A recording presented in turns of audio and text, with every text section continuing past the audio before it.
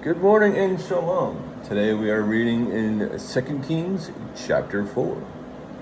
And a certain woman of the wives of the sons of the prophets cried out to Elisha, saying, Your servant, my husband, is dead, and you know that your servant feared Yahu'ah, and the lender has come to take my 2 sons to be his slaves.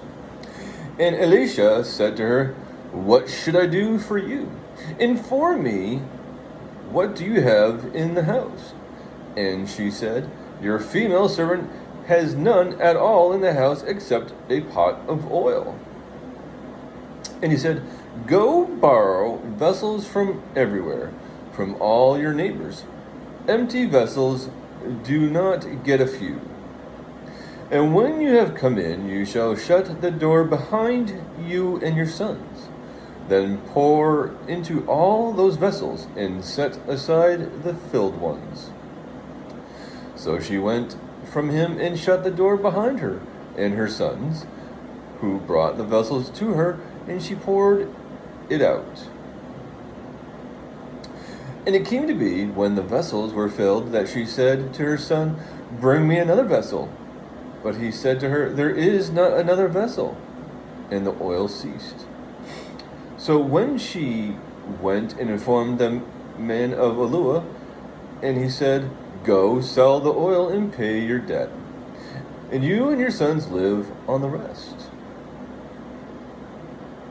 And it came to be on a day that Elisha went to Shunem, where there was a prominent woman, and she took hold of him to eat some food.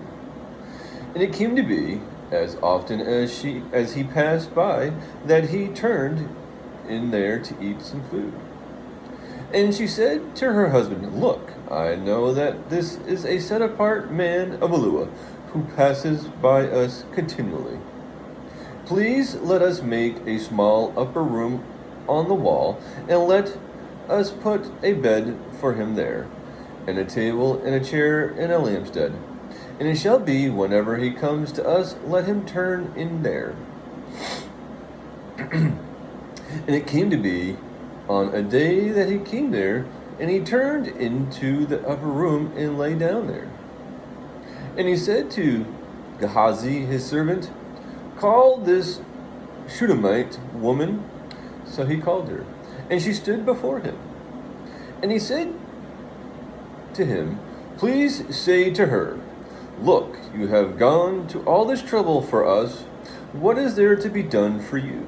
Should I speak on your behalf to the sovereign or to the commander of the army?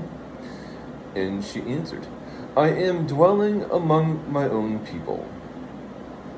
And he said, What then is there to be done for her? And Gehazi answered, Well, she has no son, and her husband is old. And he said, Call her. So he called her, and she stood in the doorway. And he said, About this appointed time next year you shall embrace a son. And she said, No, my master, my man of Yahu'ah, do not lie to your female servant. And the woman conceived, and bore a son when the appointed time had come, of which Elisha had spoken to her. And the child grew, and it came to be on a day that he went out to his father to the reapers. And he said to his father, My head of my head. And he said to a servant, Take him to his mother. So he took him and brought him to his mother. And he sat on her knees till noon, and died. And she went up and laid him on the bed of the man of Yahu'ah, and shut the door on him, and went out.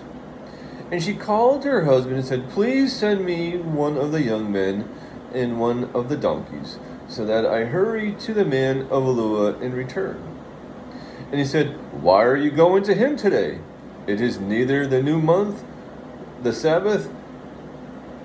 And she said, It is well. And she saddled the donkey and said to her servant, Drive and go, do not slow down except I speak to you.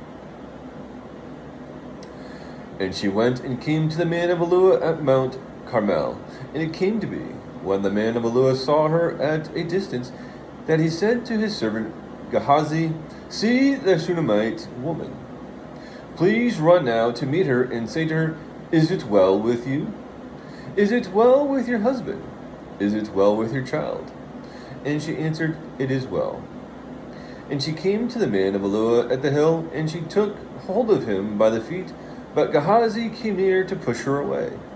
But the man of Eluah said, "Leave her alone, for her being is better in her, and Yahu'ah has hidden it from me, and has not revealed it to me." And she said, "Did I ask a son of my master? Did I not say, 'Do not deceive me'?" And he said to Gehazi, "Gird up your loins, and take my staff in your hand, and go. When you meet anyone, do not greet him. And when anyone greets you, do not answer him, and you shall lay my staff on the face of the child." And the mother of the child said, "As Yahuwah lives, and as your being lives, I do not leave you." And he rose and followed her. And Gehazi went on ahead of them, and laid the staff on the face of the child. But there was no voice, and there was no hearing. So he went back to meet him, and reported him, saying, "The child has not awakened." And Elisha came into the house and saw the child was dead, lying on his bed. And he went in and shut the door behind the two of them, and prayed to Yahuwah. And he went up and lay on the child, and put his mouth on his mouth, and his eyes on his eyes, and his hands on his hands, and stretched himself out on the child. And the flesh of the child became warm. And he returned and walked back and forth in the house, then went up and stretched himself out on him. And the child sneezed 7 times, and the child opened his eyes. And he called Gehazi and said, "Call this Shunammite." So he called her. And she came in to him, and he said, "Pick up your son." Then she went in and fell at his feet, and bowed herself to the ground, and picked up her son, and went out. And Elisha returned to Gilgal, and the scarcity of food was in the land. And the sons of the prophets were sitting before him. And he said to his servant, "Put on the large pot, and cook stew for the sons of the prophets." And one went out of the field to gather plants, and found a wild vine, and gathered wild cucumbers from it, filling the skirt of his garment, and came and sliced them into the pot of stew, though they did not know what they were. Then they served it to the men to eat. And it came to be, as they were eating the stew, they cried out and said, "O man of Eluah, there is death in the pot." And they were unable to eat it. And he said, "Then bring some flour." And he put it into the pot and said, "Serve it to the people to eat." And there was no evil matter in the pot. Now a man from Baal Shalashah, and brought the man of Eluah bread of the first fruits, 20 loaves of barley bread, and newly ripened grain in his knapsack. And he said, "Give it to the people to eat." And his servant said, "What? Do I set this before 100 men?" And he said, "Give it to the people to eat. For thus said Yahuwah, Eat and have some left over." And he set it before them, and they ate and had some left over, according to the word of Yahuwah. Chapter 5. And Naaman, commander of the army of the sovereign of Aram, was a great man in the eyes of his master, and highly respected, because by him Yahuwah had given deliverance to Aram. And he was a brave man, but leprous. And the Armenians had gone out on raids, and had brought back captive a young girl from the land of Yashrael. And she served the wife of Naaman. And she said to her mistress, "If only my master were with the prophet who is in Shamron. Then he would recover him of his leprosy. And Naaman went in and reported to his master, saying, Thus and thus spoke the girl who is from the land of Yashrael.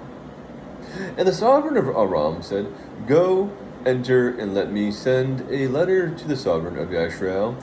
And he went and took with him 10 talents of silver, and 6,000 pieces of gold, and 10 changes of garments.